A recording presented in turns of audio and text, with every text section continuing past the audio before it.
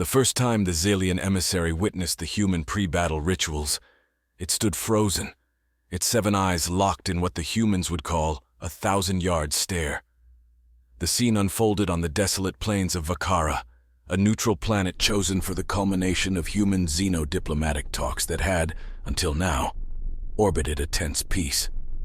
Ambassador Krell, a towering figure even among its own kind, was no stranger to the customs of other civilizations in the galaxy.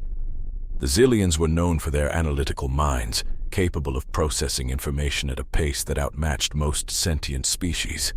Yet nothing in its extensive training had prepared Krell for the raw, primal energy of the human soldiers as they prepared for a potential conflict. Humans, a relatively young species in the interstellar community, had already earned a reputation. Their emotional intensity, unpredictability, and sheer resilience were legendary, but witnessing it firsthand was entirely different. The ritual began at dawn, with the human troops gathered in a large open field. They were clad not in armor, but in minimal gear, faces exposed, expressions hard and determined. The emissary noted the diversity among them, varied skin tones, heights, and builds, a reflection of their planet's rich genetic tapestry. They stood in precise ranks, their attention fixed on a small, portable platform from where their leader would soon address them. As the sun rose, casting long shadows over the assembled troops, a silence fell. It was an eerie, pregnant pause that seemed to stretch across the cosmos. Then, without warning, the quiet was shattered by a deafening sound. Music, Krell realized after a moment, blared from speakers, a thumping, rhythmic beat that seemed to pulse with the heartbeat of every soldier present. The leader, a woman with striking features and an air of undeniable authority, stepped onto the platform. She was dressed similarly to her troops, her hair pulled back tightly. Her voice, when she spoke, was clear and resonant, amplified to reach the farthest of her audience. "Today we stand on the brink," she began, her tone imbued with a fervor that Krell found both fascinating and unsettling. "Today we may face foes who seek to undermine the peace and prosperity we have fought so hard to secure. But remember, we do not stand alone. We stand together as one people, one force, united against any who would dare threaten our way of life." Her words sparked a roar from the troops, a sound so powerful it seemed to shake the very ground. Krell observed as the soldiers performed what appeared to be ritualistic movements in unison, pounding their chests, clapping, shouting words in their native tongue that the translator identified as affirmations of strength and unity. The ritual continued with more speeches, each more impassioned than the last. Interspersed were bouts of silence, where every soldier appeared to engage in a personal moment of reflection, eyes closed, some whispering quietly to themselves. Krell took extensive notes, its 7 eyes flickering with the effort to capture every detail, every nuance of this human spectacle. The emotional energy was palpable, almost overwhelming. It was a display of collective strength and individual vulnerability, a dichotomy that Krell found deeply intriguing. As the sun climbed higher in the sky, marking the end of the ceremony, the troops dispersed in an orderly fashion, their faces set, their movements purposeful. They were warriors ready for whatever might come, fueled not just by the necessity of battle but by something deeper, something quintessentially human. Krell's report to the Xilian High Command would be meticulous and thorough. This was no ordinary species. Their rituals spoke of a complex psychology, a depth of spirit that warranted further study and perhaps a hint of caution. The ambassador turned its gaze back to the now empty field, the echo of human determination still resonant in the air, and wondered, not for the first time, if peace was truly possible, or if it was merely the calm before an inevitable storm. Ambassador Krell's dispatch to the Xilian High Command had triggered an immediate and clandestine gathering of the Council of Seven, the governing body of Xil. The council chambers, a stark room lit by bioluminescent flora that thrived in the cold blue light of their homeworld, buzzed with tension. "Emotional resonance as a strategic advantage," murmured Councillor Threx, his voice a low hum that resonated against the crystalline walls. "We underestimated this aspect of humanity." Councillor Virus, with her sharp gaze cutting through the dim light, added, Their unity isn't just procedural, it's visceral. This could change the dynamics of power. We need a deeper engagement, an infiltration perhaps, to understand this bond. Krell, standing at the center of the circle, felt the weight of their stares. I propose a second contact. Not as diplomats, but as observers. We need to immerse ourselves in their culture, witness more of these rituals. The proposal was bold, risky even, but the council nodded slowly, the idea taking root. They agreed on a covert mission, to send a small team of Zillions disguised as human scholars interested in military anthropology. The plan was set into motion, the gears of their vast intelligence network grinding into life. Months later, Earth loomed large as the team descended into its atmosphere. The planet was a tapestry of vibrant colors and teeming life, a stark contrast to the subdued tones of Zil. They landed discreetly in a region known for its military academies, where the heart of human martial prowess beat strongest. As the Xylian team, now fully adapted in human guise, integrated into the local society, they were struck by the complexity of human interactions. Every gesture, every word carried layers of meaning, influenced by emotions openly displayed and yet deeply private. Their host, a decorated general, introduced them to the academy with pride. "Here, we not only teach tactics and strategy, but we forge the spirit of our soldiers. You'll see, it's more art than science." Over weeks, the Zillions attended classes, observed training sessions, and most crucially, were invited to another pre-battle ritual, this time before a major simulated conflict. The ritual was similar, yet uniquely different. Instead of one voice leading the charge, multiple leaders shared their stories of past battles, each tale a thread in the larger narrative of their history and struggles. Afterwards, the soldiers gathered in smaller groups, engaging in what the humans called war games, a blend of physical drills and strategic problem-solving, all underscored by that same rhythmic, pulsating music they had first encountered. One evening, as twilight bled into night, a young officer approached Krell, now known as Dr. Kellen. "You seem fascinated by our traditions," she noted, her eyes sharp but not unkind. Kellen Krell nodded, careful to maintain his cover. "I am. There's a depth to your preparation that goes beyond physical readiness. It's almost spiritual." The officer smiled, a flash of camaraderie crossing her face. "It is to many of us. It's about connecting to something bigger than ourselves. You know, if you really want to understand us, you should join us at the Dawn Assembly tomorrow." The invitation was unexpected, and it was precisely what Krell needed. Here was the opportunity to not just observe, but to participate, to feel the human spirit as one of them. This was the immersion he had sought. As Krell stood among the human soldiers the next morning, the sky blushing with the first light of dawn, he felt an unfamiliar stirring within his Xylian heart. As Krell's immersion deepened, the boundaries of his mission began to blur. Participating in the humans' Dawn Assembly had opened a gateway to a more profound connection, one that extended beyond the scholarly observations he was tasked to collect. He began to understand the resonance of human emotion, how it fueled their determination and fortified their spirits against the uncertainties of conflict. The general, ever observant, took particular interest in Krell's, or rather Dr. Kellen's, keen participation.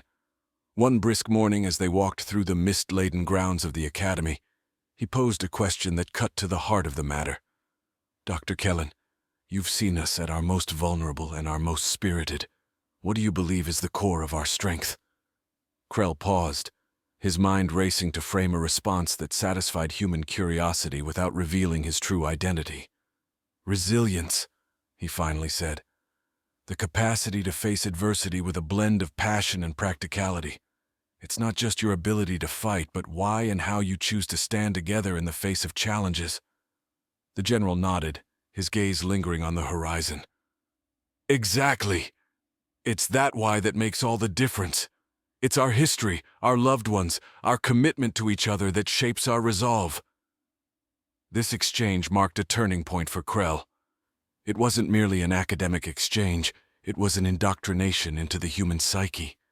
As days turned into weeks, he found himself more frequently at the side of the soldiers, not just as an observer, but as a confidant.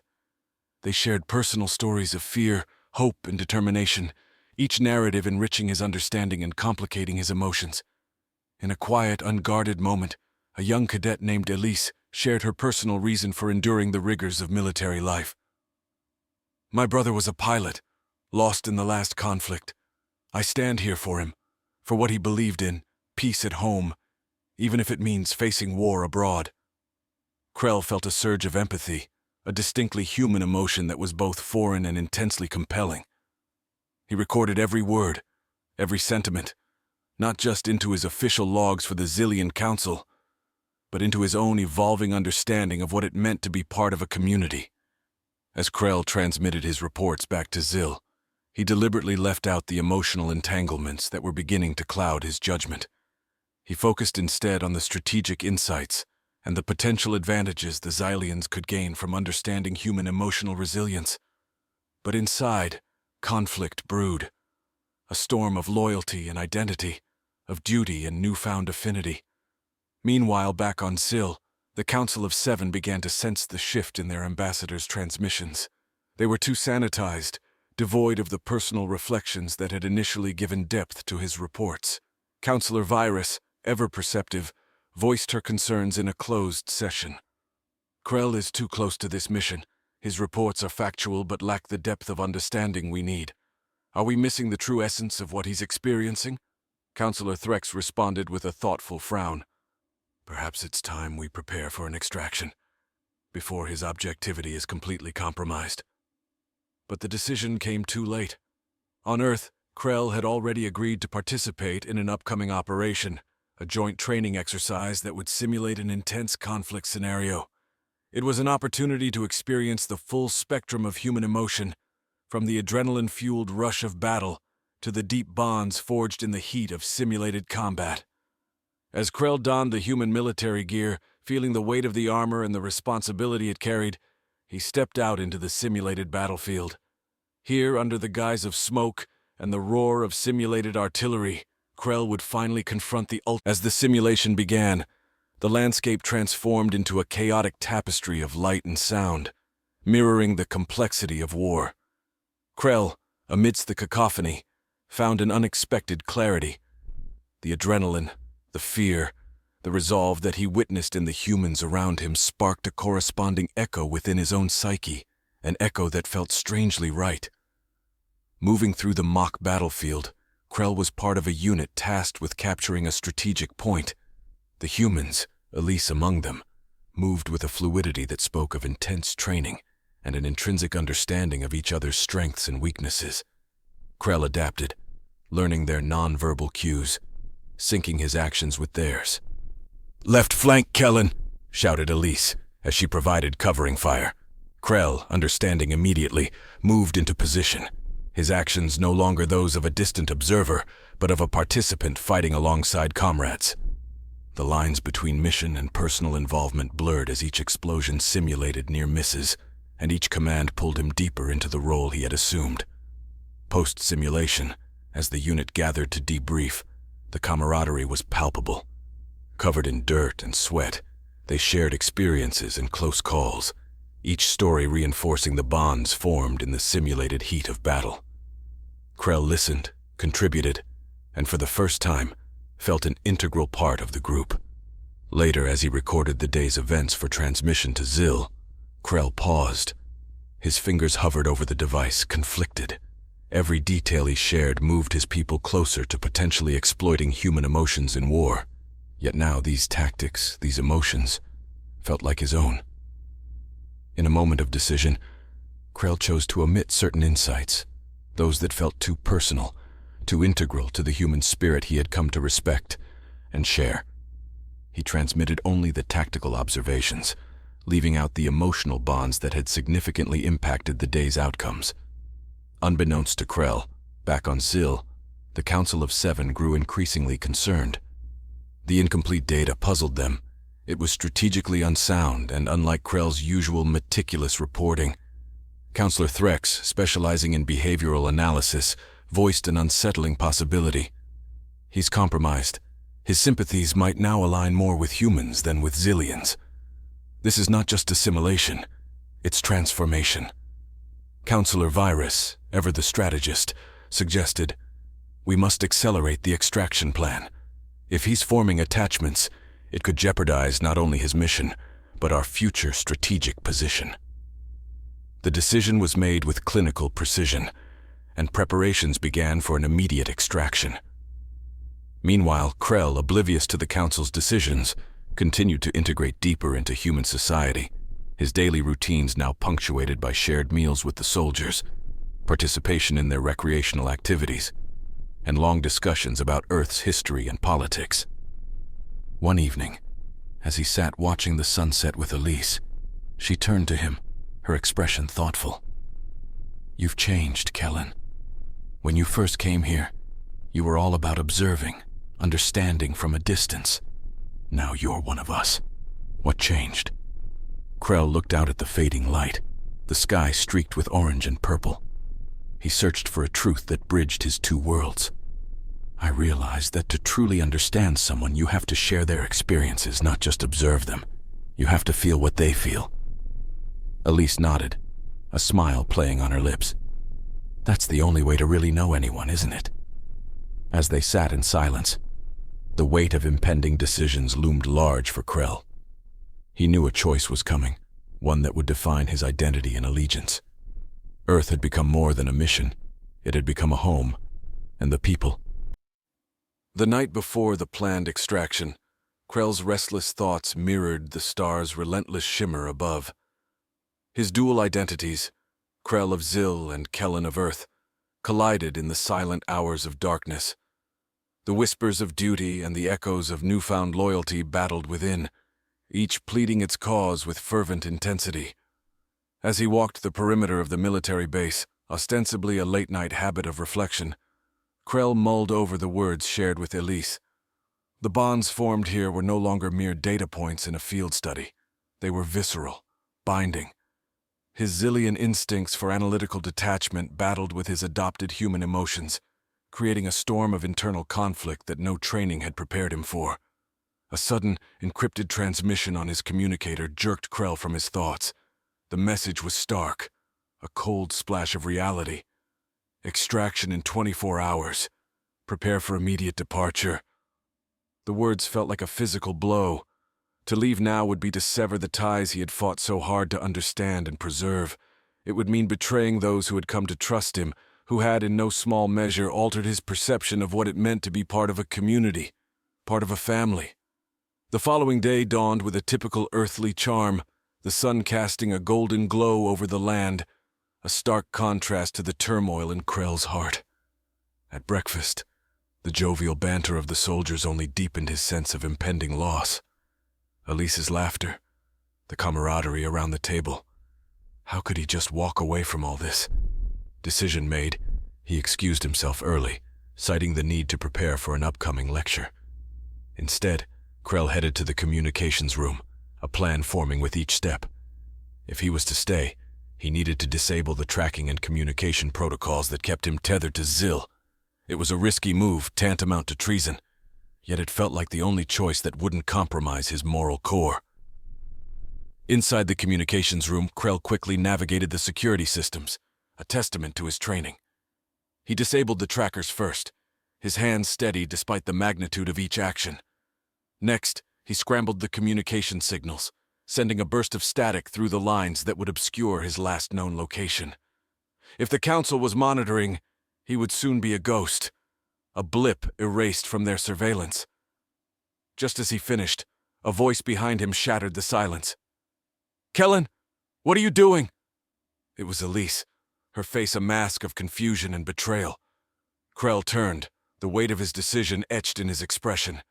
"Elise, were you spying on us? Is that it?" Her voice was low, hurt. "No, Elise, it's not like that," Krell pleaded, stepping towards her, his every move filled with the sincerity of his transformed allegiance. "I came here on a mission, yes, but not to harm or spy. I came to learn, to understand, and I've learned more than I ever imagined." Elise's posture stiffened, her military training on full display as she struggled with the implications. Learn what exactly? That humanity is more than a subject of study. It's something to be part of, to cherish. And I've chosen to stand with you not as a spy, but as a friend, an ally. Silence hung between them, heavy and thick. Finally, Elise lowered her gaze, then back up, searching his eyes.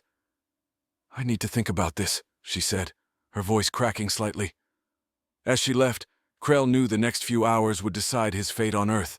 Exposed, with his loyalties laid bare, he could only hope that the bonds he had forged were strong enough to withstand the storm of distrust he had just unleashed.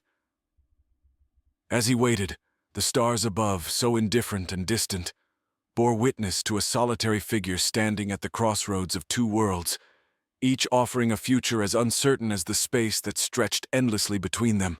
In the tense hours that followed, Krell remained secluded in his quarters, grappling with the repercussions of his actions.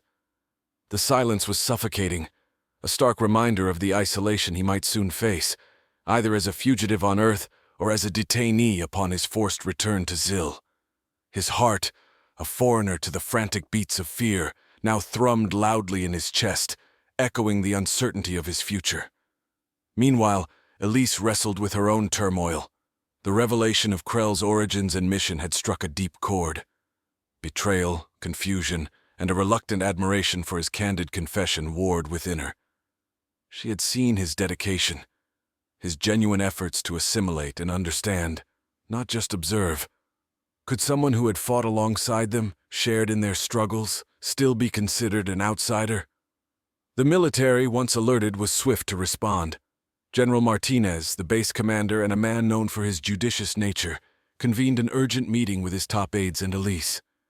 They dissected Krell's actions, weighing the potential risks against the insights and bonds he had formed during his tenure at the base. "His knowledge of us, our tactics, our weaknesses, it could be disastrous if it's used against us," one of the aides argued. "But he disabled his own tracking and communications," Elise countered, her voice steady despite the stakes. "Doesn't that suggest his intentions now align with ours? He chose to cut ties with his own kind." The debate raged on, with the general listening intently, his experienced mind turning over each argument. Finally he spoke. "Let's bring him in. It's time we heard his side of the story, straight from him, without the shadows of secrecy." Krell, summoned to the meeting, entered the room with a composed demeanor. Facing the panel of stern faces, he felt every ounce of his journey's weight upon his shoulders. General Martinez's voice was firm, but not unkind. "Kellen, or Krell, you've put us in a difficult position. I need to know, right here, right now, where do your loyalties lie?" Krell met his gaze, his resolve clear. "I came to Earth as Krell of Xyle, tasked with studying human behavior. But I stand before you now as Kellen, someone who has seen the depth of human courage, felt the warmth of your fellowship, and embraced the spirit of your people. My actions disabling the devices were meant to protect those I now consider my comrades. My loyalty lies here, with those I have come to respect and defend." The room fell silent, the gravity of his words settling like dust after a storm. General Martinez nodded slowly, processing the profound sincerity in Krell's declaration. After a long pause, he finally decided, "Your actions, while initially unauthorized, have shown a commitment to Earth not commonly seen from outsiders. We will conduct a thorough investigation, of course, but for now, we'll consider your asylum request." Relief, sharp and sweet, washed over Krell. He was given a chance to prove his newfound allegiance. In the weeks that followed, Krell worked under close supervision, his every move scrutinized yet also appreciated. He shared Xylian strategies, helping to bolster Earth's defenses, transforming his once covert observation into an open exchange of knowledge. Elise, now his closest ally, stood by him. Together, they navigated the complexities of his integration into human society. Their bond, strengthened by the trials, became a symbol of the potential for unity between species. As peace talks between Earth and Xyl eventually resumed, Krell was at the forefront, not just as a representative of his people, but as a bridge between two worlds. His unique position allowed him to foster a deeper understanding and respect on both sides. Under the stars of Earth, Krell found not just refuge but a new home. His story, a testament to the power of transformation and the universal quest for belonging, resonated across galaxies, reminding all that sometimes the heart's choice is the truest form of loyalty.